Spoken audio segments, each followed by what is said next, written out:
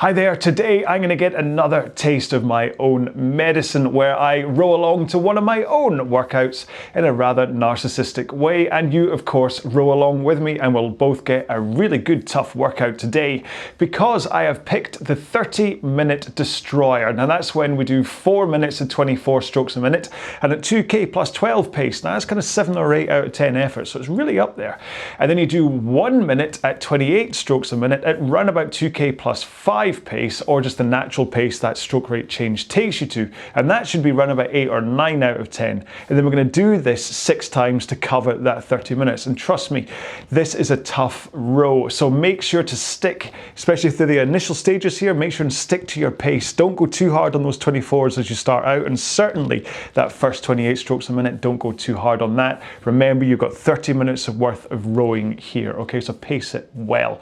Now as always, we have to get into a 4-minute warm-up, and I'm going to do the 4-minute warm-up as a proper bespoke warm-up with you, but then the 30-minute row is going to be, I'm going to row it in silence, but I'm going to use the overlay audio from the existing video. It'll all make sense, all right? So to get into our 4-minute warm-up, we have to set up our machine first. So set your drag factor on the Concept 2 to where you want it to be. If you don't know about drag factor, please check out the video I have up here on YouTube.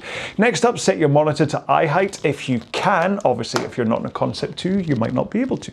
And finally, set the foot straps so you get your shins to a point where you come forwards, woof, and your shins are pointing vertically, comfortably, okay? If they're set too high, you might not be able to quite get there. If they're set too low, you might go scooting straight past. And of course, for the folks not in the Concept 2, when it comes to resistance, just set it to a point where you get a nice feeling from the stroke, but you don't have to fight against it, all right? So, 4-minute warm-up, we're going to do this right about 18-20 strokes a minute to start, and the power is going to be enough of a push from your feet that you can just put enough of a sensation of the force into your hands so you can work on the timing between the foot push and the hand connection, okay? Here we go then, in 3, 2, 1, let's go. So it has to still be a solid enough push, okay? You're not just limping into the machine, but remember this is a warm-up, so you can use the slightly easier force here to work on the timing between that foot push as you push your feet into the foot plates, into the machine, and making sure that at the same time that's when your hands connect the handle to the machine. It helps to have the right body position, which as we come closer to the first minute, you can start to think about making sure you are tilting, hinging forwards over your hips towards the front of the machine, and then keeping that forward tilt as you push. And then if you have straight arms too, then it means that that push comes up through your body, push through your arms, and then into the handle. And that's how you get a good power transition into the machine, but you still have to get the timing right. Because it's all very good being in the right position, but if you push before the hands connect, you lose a whole bunch of your leg drive. Or if you swing your back too soon, you lose power from your upper back, from your back. So yeah, timing. Speaking of which, one more stroke. Let's put one foot on the ground, continue rowing. And this will hopefully improve your flexibility in towards the front of the machine to get into that forward tilt, because you've only got one leg strapped in. Don't over tilt. It's quite easy to really kind of over compress into the front. Still trying to think about rowing normally. Swap feet. As normal as you can with only one foot strapped in, of course. But we're in a nice posture, tilting forwards and then backwards over your hips, and a good push from that leg. Keep the arms straight, as you push. Okay, let's take one more here, and then both feet in, legs straight, and roll with your back and arms. So again, you're thinking about that tilt where you swing over your back first, and then you pull in your arms, then out with the arms, swing over your back. Those arms away should really be triggering that forward tilt, okay? So the momentum of your arms away is then followed by your back. One more. Let's roll to the front, arms straight, forward tilt, press out from the front. Now I say press because I want you to really work on that timing of the leg connection and the hands, but also thinking about holding that forward tilt and straight arms as you push. Okay, you're not swinging back on this one at all. Hold, hold, okay? That lets the power from your legs go into the machine. One more. Right. So, have a quick drink. I'm going to deal with my tech, and then I'll quickly come back and say, hey, we're going to get ready to go. Okay then, so my earbuds are in. I've got me up on my iPad for my narcissistic moment, and we're almost ready to go. Now remember, this is 4 minutes and 24 strokes a minute, followed by 1 at 28, and we're going to do that 6 times over. Now it is going to be a tough, intense row, okay? It is going to take it out of you by the end, so just make sure to pace it well from the start, okay? And just hold on towards the end and listen to what Past John is saying in the video as we row along together, okay? So, one last quick drink. And let's get into it. Play. So here we go then. So starting off at 24 strokes a minute for 4 minutes. In 3, 2, 1, let's go. A good thing about 24s is that you just have to count in 2.5s. Or even in 5s. As long as you hit every 0 and 5 on your counter, on your timer counter, then you should be sticking to 24 strokes per minute.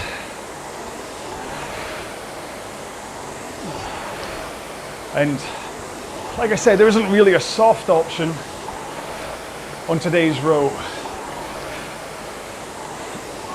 I do prefer that 24 strokes a minute is done at least 2K plus 12 for intense rows like this. If you're doing an hour long or half marathon, or even a marathon, you might want to do them at 24, but slower than 2K plus 12, but anything under that, I prefer really sticking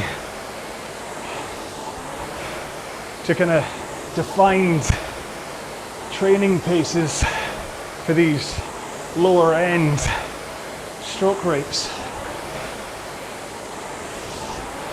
And yeah, sometimes I'll suggest pushing them harder than, like, I might say do 24 strokes a minute at 2K plus 9 for a push session. But I think I've only really done one row where I've suggested that you row slower than 2K plus 12 on a shorter workout. Okay, 2.5 minutes gone. Hopefully you've got your pace and stroke rate locked in. Remember, just watch me on the YouTube videos or on Kino Map or wherever you're watching this, follow along with me, or row along in fact, and you'll match the stroke rate. Or if you're listening to this on a podcast, then the combination of the sound of the flywheel and my speech pattern should help to lock you in to the rhythm, and then you just have to stick to it and just keep an ear out for my flywheel. Okay, so coming up to the first 28 strokes a minute. 4, 3, 2, 1. Here we go. So get that rate up. Bit more of a push from your legs to get a faster drive speed. And that faster drive speed will help your stroke rate go up, as will a faster recovery by getting the handle away from you. Nice and quick, but with a good rhythm. Okay, almost there. 3, 2, 1. There we go. Back to 24s.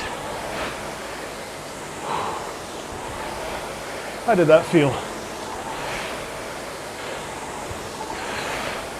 I was around about 2k plus 5.5 for most of that.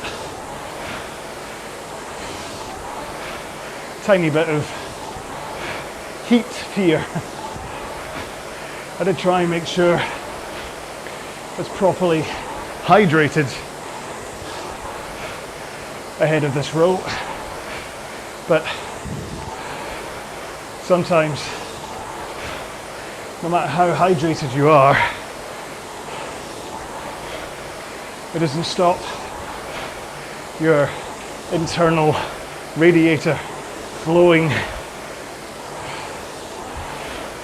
It's one of those annoying days where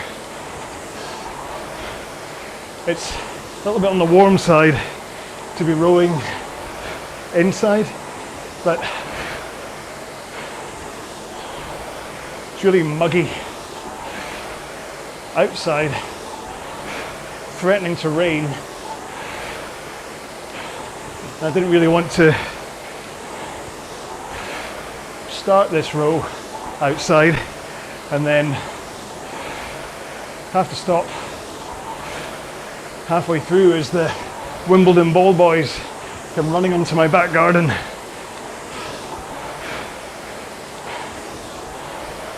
To cover the lawn. I wish. Delusions of grandeur when it comes to my lawn. Not really Wimbledon standard.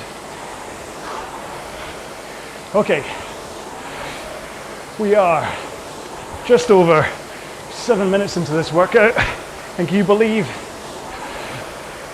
I haven't talked technique yet? Come on, watch. So, I kind of alluded to it during the warm-up, but the most vital, a second out, stroke rate wise,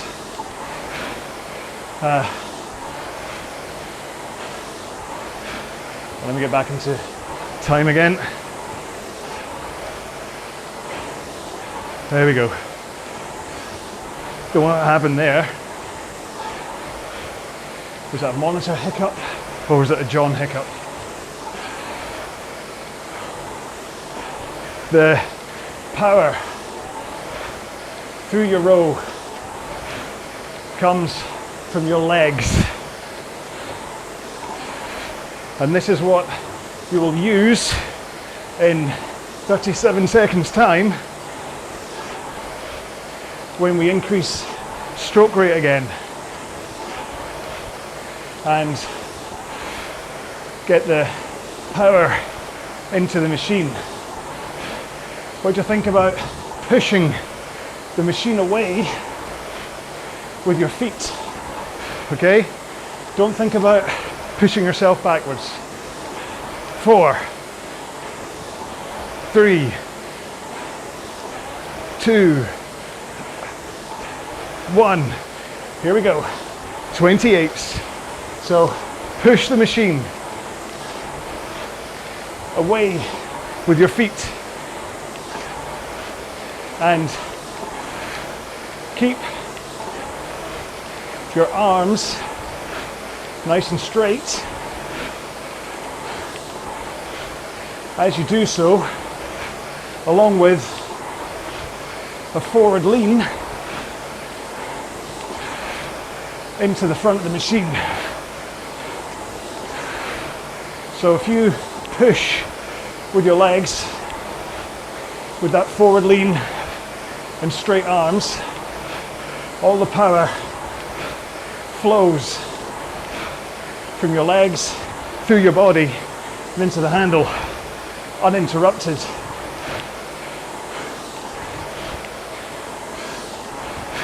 One more. Back to 24s. Oh.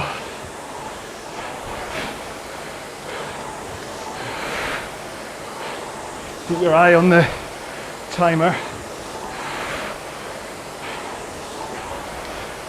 I will always end up, for me anyway, rowing on a 5 as in 35 and then a 0 as in 30 and 25, then 20. So if you can work out what you're seeing on your monitor to match my stroke rate, then as we hit those transitions between 28 and 24, you know how we can both fall into sync with each other again.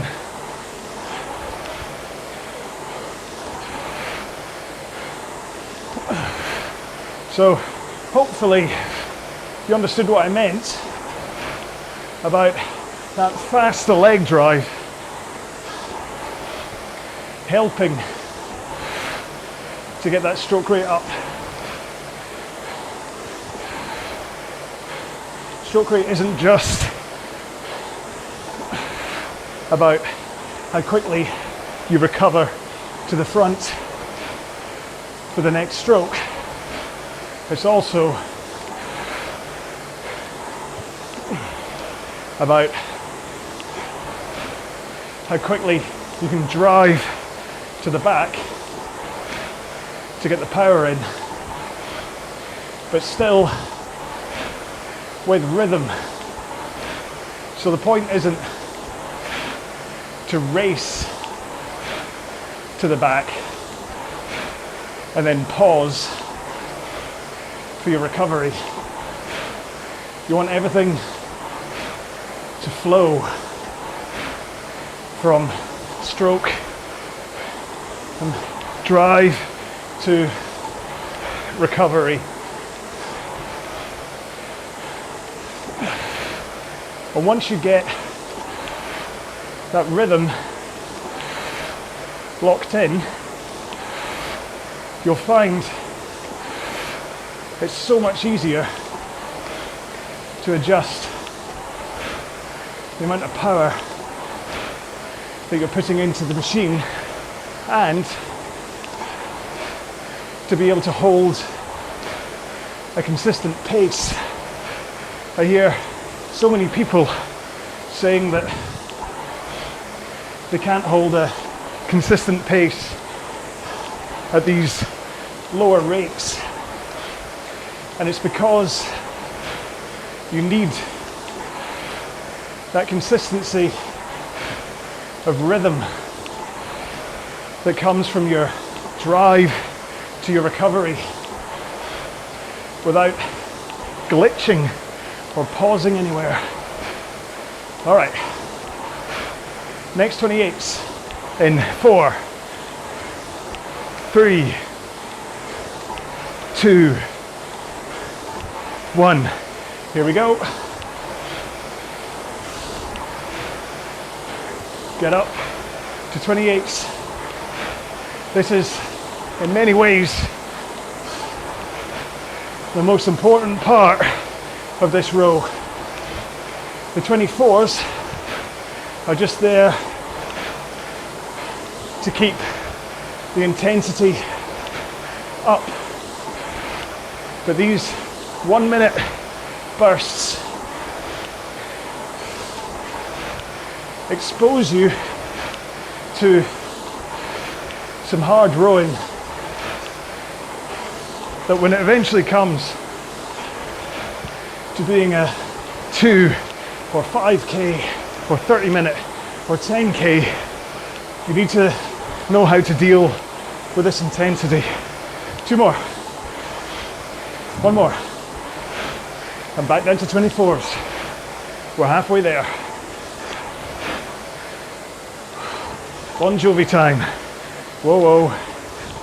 We're halfway there.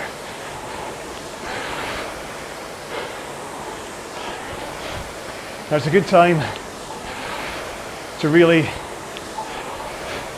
address your body angles and your posture.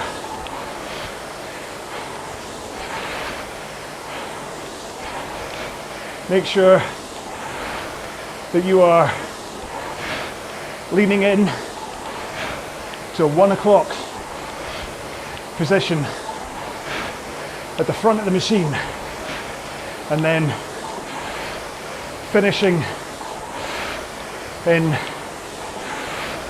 an 11 o'clock position. It's tempting to think that extending those angles will make you go faster. But in most cases, it doesn't. It tires you out quicker and creates power leaks where you're not putting in the right amount of power efficiently, and in the case of too deep a lay back at the finish, quite a high potential for injury too, as a deeper layback really takes it out in your abs and your intercostals. And it must be said, I've already talked about the importance of a quick recovery time. That deep layback has a real habit of destroying that rhythm, and meaning you're kind of all over the place from a stroke rate point of view. Now, I'm not saying it's wrong to have quite a deep layback. You'll see some amazingly quick rowers who do that. But almost to a T, they all have incredibly well-built bodies to match, to be able to take the extra forces in the stroke, or they suffer from back problems because of years of too deep a layback. Oh, okay. Coming up for the next 28s.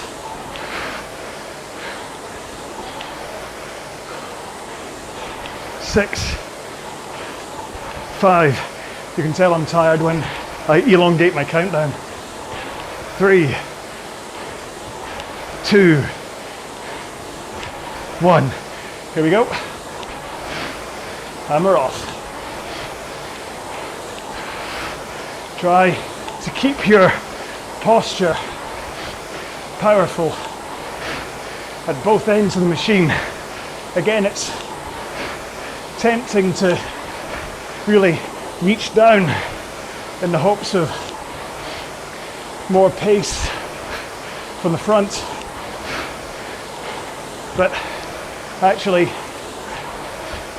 you'll lose pace at this stage from doing that. Keep pushing with your legs. Nice straight arms. Almost there. 4, 3, 2, 1. And 24s. Try and get my timing right this time. That's better.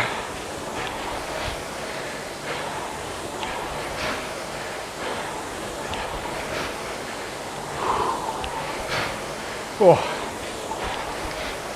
I am very, very warm. Now, when I talk about posture at the front of the machine, that means I want you sitting up on your sit bones. So many times I see people with their hips rolled backwards, tailbone tucked under when they're starting the drive. And that, again, hemorrhages power and can cause lower back pain. So if you are up on your sit bones at the front with a powerful braced core and forward lean, hips tilted forwards with your shoulders past your hips, then that is the right position to start the stroke. And then it's important to hold that forward lean as you push with the legs. And only when your leg drive is about halfway finished do you finally swing over your hips into that backward lean. And only when you start that lean do you finally pull the handle into a finish. So arms are straight, elbows not bent until the back half of the stroke, at which point you pull the handle in, round about sternum height, send those elbows through, squeeze your shoulder blades together, and finish strong before pushing out the handle at the same rhythm you pulled it in at. 4, 3, 2, 1. 28s, come on. Almost said 88s. It's not Back to the Future. We're not going back in time. Although these 1 minute intervals do feel longer than 1 minute, it must be said. Come on, push through those legs. Keep your stroke rate up, even if your pace is falling off. Keep the stroke rate up.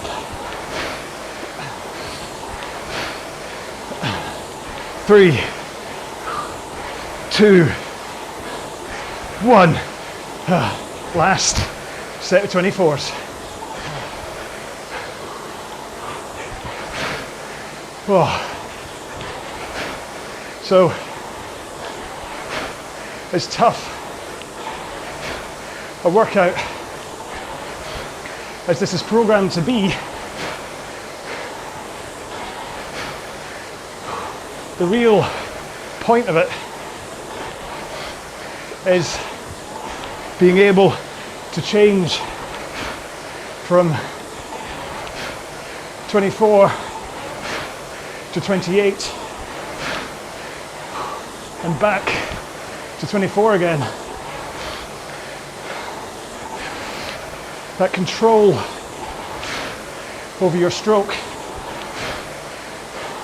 is really important. And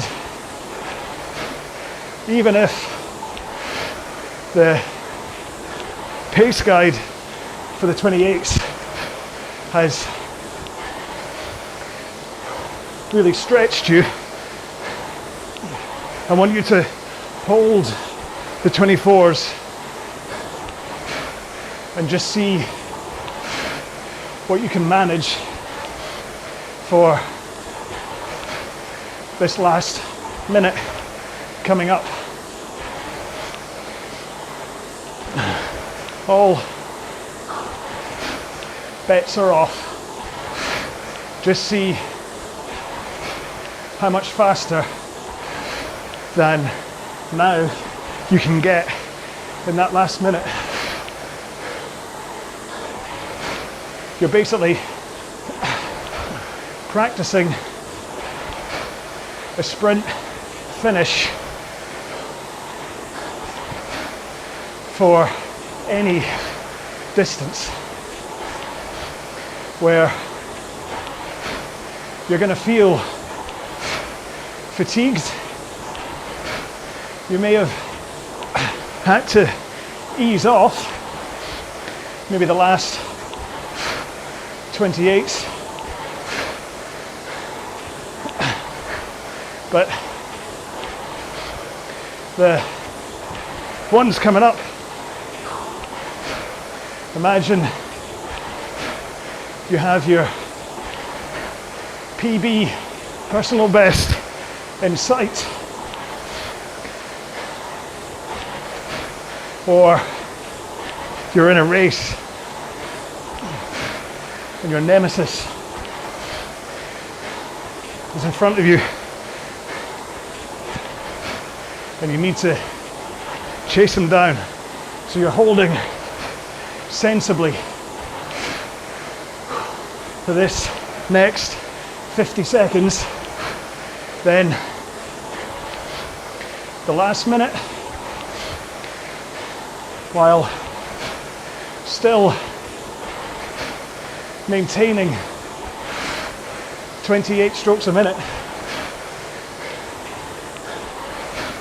I want you to squeeze, push, just power out everything you've got for a super strong blue fireball finish. In 3, 2, 1. Here we go. It's only 28 strokes.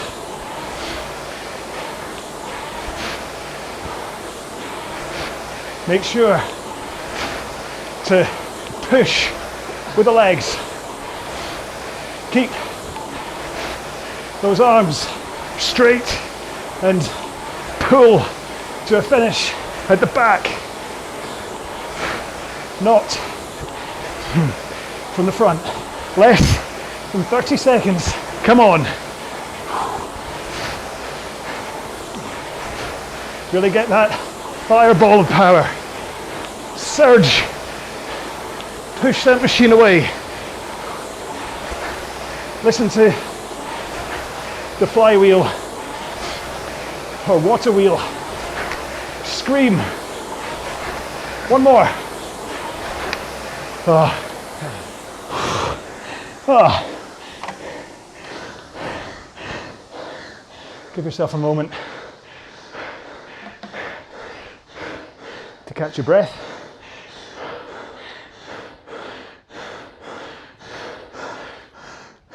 And if you're okay, just move a little bit, have a drink while I load up a 2-minute cool down. Oh. Oh.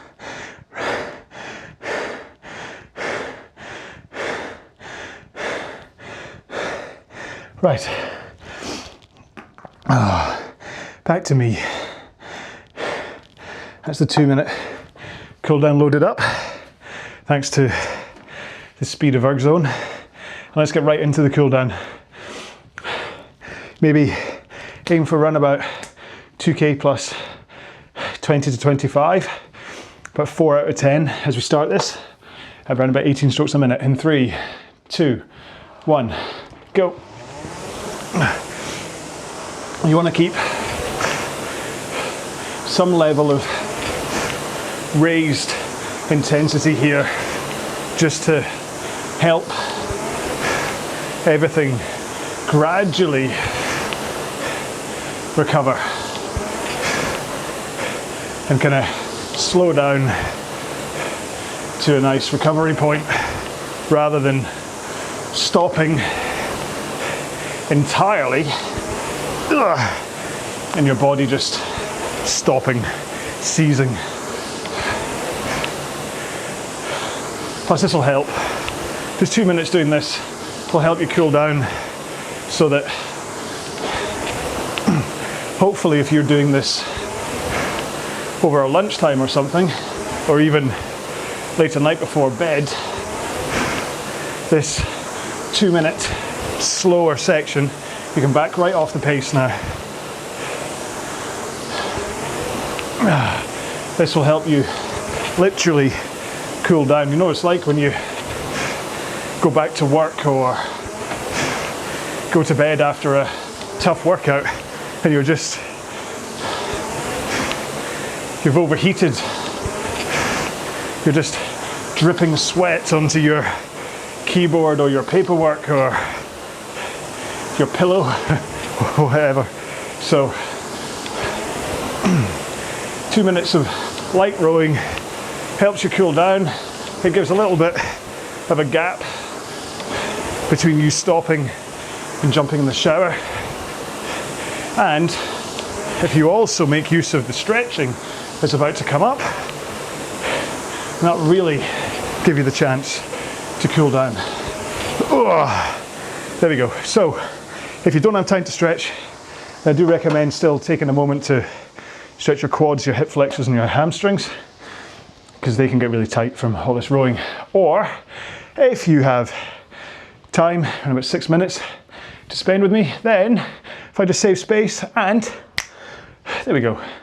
There's Stretchy John taking you through all the stretches that I do to try and ease myself off.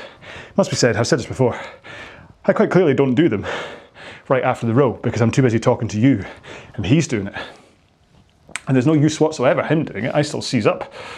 So I tend to do it, I'll kind of, once I say goodbye, I'll do another kind of 2-minute cool down and then I'll do those stretches.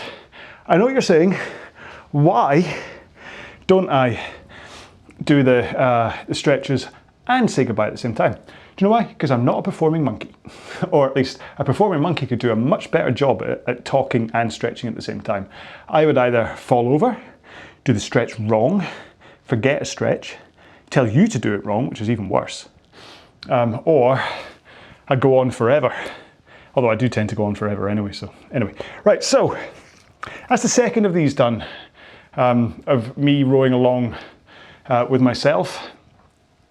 So from a purely selfish point of view, it helps me because it means that I'm able to investigate what I'm kind of capable of, which, to be honest, if you take a look at that in the metrics, then you'll see that I was a little bit wobbly. Sometimes I was down like 1:59 2 minutes for the 24s. Sometimes I was hitting my 1:57 target. However, I very rarely hit the 1:50 target for the 28s. So what that's telling me is that on my recovery journey since the beginning of the year after being smited, I'm still not quite up there for the kind of the performance endurance. For instance, one of my recent rows that I managed to, so sometimes I row without you, I'm so sorry. But I managed to squeeze in a quick half hour yesterday, even though I didn't have enough time to film it, which is why I wasn't able to make a row along. But I did a quick half hour and I basically did the same thing, except I was alternating 20 and 24. So I'd go 4 minutes to 20, 1 minute and 24, holding 2:03 pace and 1:57.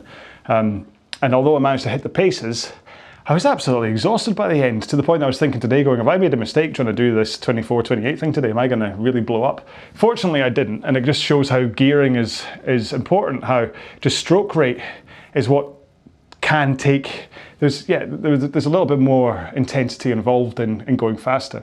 But really, it's not like, the difference between the 20-24 and the 24 and 28 isn't actually that big intensity-wise. Yes, it takes it from a bottom tier up into a mid tier, but it's not like I'm shifting the earth in order to kind of add on those extra 4 strokes a minute and go 6 seconds faster to compare between the 20 and the 24. Did I say 6 or 4, however?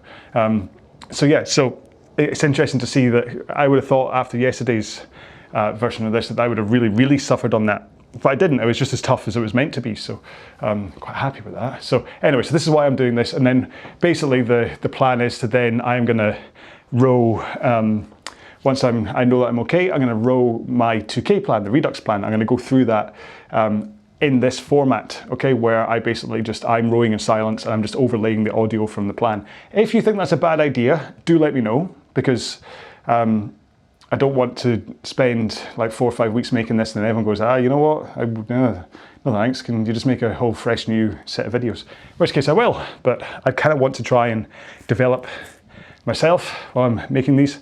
I think I'm kind of past that point of injury where hopefully I can start to work on my own performance again and recovery after being smited.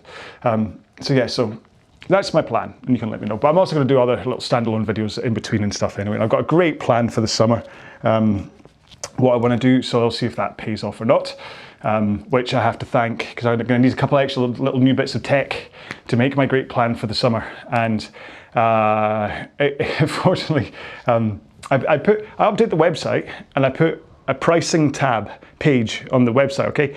Kind of as a joke. It's like, because you know when you go on a website and there's all plans and then you see pricing, you're like, oh, all right, what have I got to pay for this? So you go to RowAlong.com, you click on pricing, and it just goes free, because everything I do is for free. I don't charge for anything.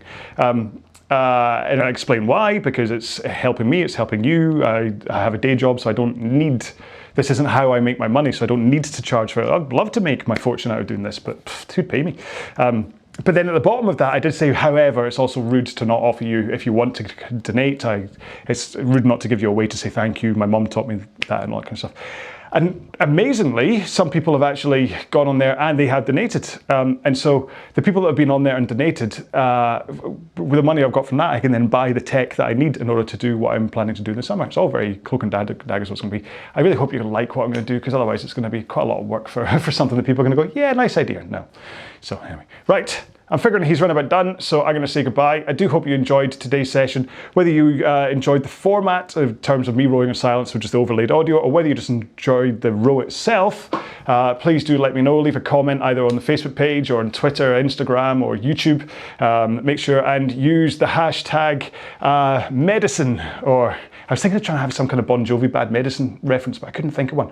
So you could do hashtag medicine just to let me know you got this far through. And of course, as much as I don't shout this kind of stuff out, if you do want to subscribe to my YouTube channel, then please do, and make sure and click the little bell next to it. That then means you get an email saying, John's uploaded another video, and you can go, really, another one? Sure. But yeah, it's just because, listen, it makes a difference to me, because I get to look at it and I go, oh, look, somebody else likes me. But yeah, you don't have to. As long as you're enjoying the rows, that's what matters, okay? So anyway, yeah, that's it. I think I covered everything. The last thing I wanted to, I'm going to throw this one out there as well very, very quickly. I've been signing off for the past couple of years with stay safe, be well, bye-bye, okay? Because of what we've been going through. I'm thinking of dropping the stay safe. Are you okay with that? Okay, I will do a test and you can let me know, all right? So I will see you in another workout. Please pick one from the library. Hopefully you'll enjoy it. Until I see you in that video, be well, bye-bye.